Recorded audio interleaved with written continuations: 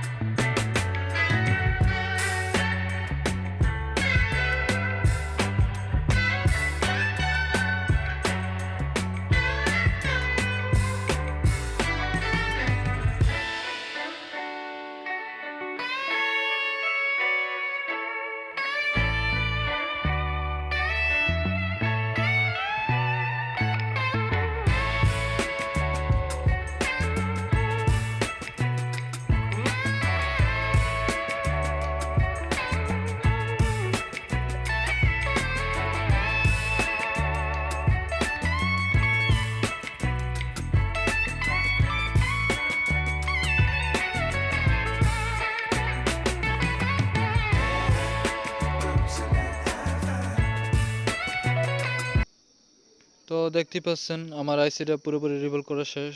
এখন একটু পেস্ট দিয়ে আঁকা বাঁকা বলগুলো সোজা করে নিচ্ছি এবং বলগুলো একটু শাইনিং করে নিয়েছি।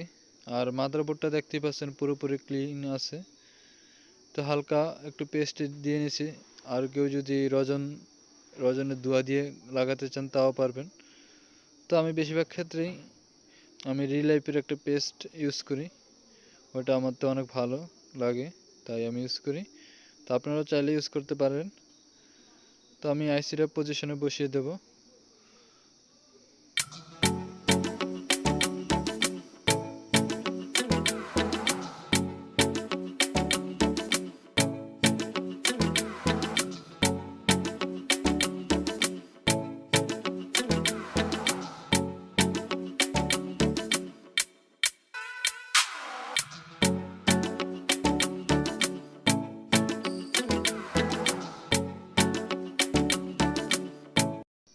তো আমি আইসিটা লাগানোর সময় যে হিটটা রাখতেছি আপনার 300 আর ইয়ার রাখতেছি 2 এর ভিতরে।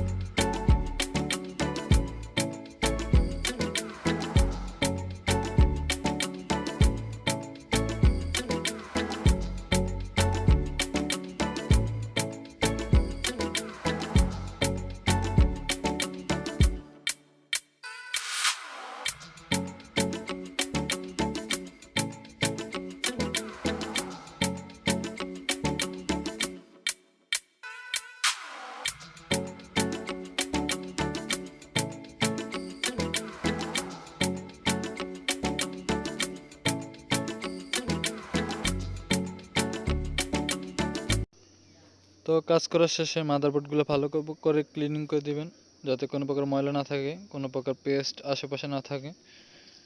আর যারা নতুন টেকনিশিয়ান ভাই আছেন, আপনারা কাজ করার আগে সিপি ওঠানোর আগে একটা ভালো করে ছবি তুলে নেবেন, যাতে সিপির আশেপাশে যে কম্পোনেন্টগুলো ছিল আপনি হারিয়ে গেলেও লাগাতে পারেন।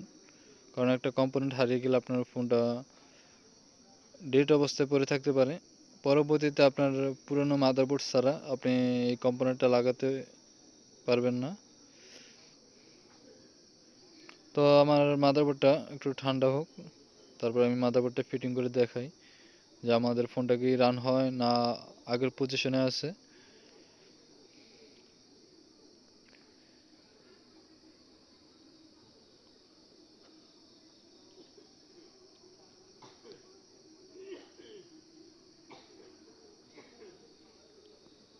তো আমার ব্যাটারিতে চার্জ আছে চালু হওয়ার মতো, কিন্তু ফোনটা রান হচ্ছে না। তো একটু চার্জে লাগিয়ে দেখি কি কন্ডিশন। তো আমি চার্জে লাগিয়ে দেখবো যে চার্জের লোগো আসে কিনা। দেখতে পাচ্ছেন কোনো চার্জের লোগো আসছে না। তো পরবর্তী সময় এটা আমি সিপিইউ নতুন এনে লাগাবো, কারণ এই সিপিইউটা আমার কাছে অ্যাভেলেবেল নাই, মার্কেট থেকে এনে লাগাতে হবে। তো কাস্টমার থেকে আমি কিছু সময় নেব আর পরবর্তীতে আপনাদেরকে পুরো ভিডিওটা দেখাবো। আজকের ভিডিওটা এই পর্যন্ত। সবাই ভালো থাকবেন, সুস্থ থাকবেন। আল্লাহ হাফেজ।